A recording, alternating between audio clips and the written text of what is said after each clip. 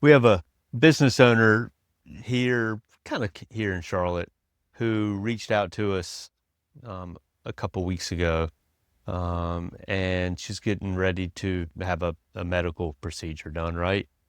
Certainly not uncommon these days to go through something, and this one was a little bit more high risk than normal, and so the conversation naturally evolved into, well, wait a second, we started this estate planning process a couple years ago, and it never really got wrapped up, right? The documents never got drafted, and it really pushed the envelope and said, well, wait a second, if we're going to have a higher than normal risk procedure, then we should get these things kind of tightened up pretty quickly.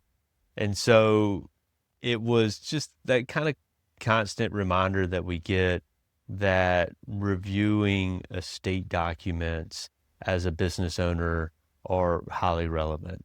Um, the business was owned 100% by the entrepreneur, by the business owner. A common issue, right? If we own it 100%, then it's a probatable asset. And do we want a business to go through probate?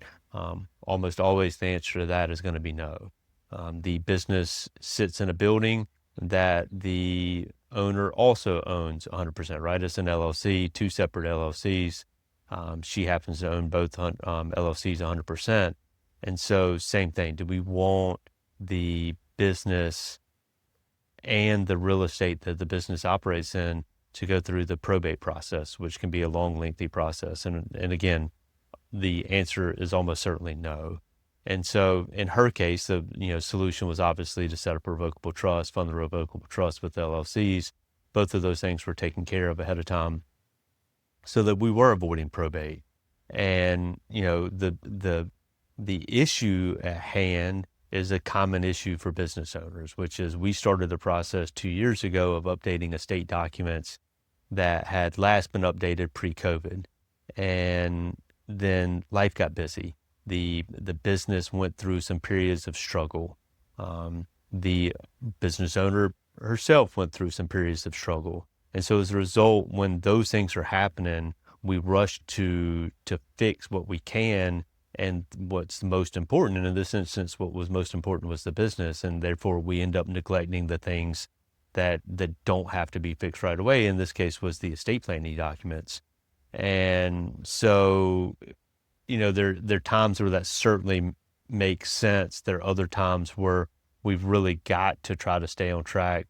Having the proper estate planning documents in place is highly fundamental. It's one of those things that, again, it got rushed to the front of the line when there was something that pushed it there because everybody was aware of how important it was for it to be fixed and updated.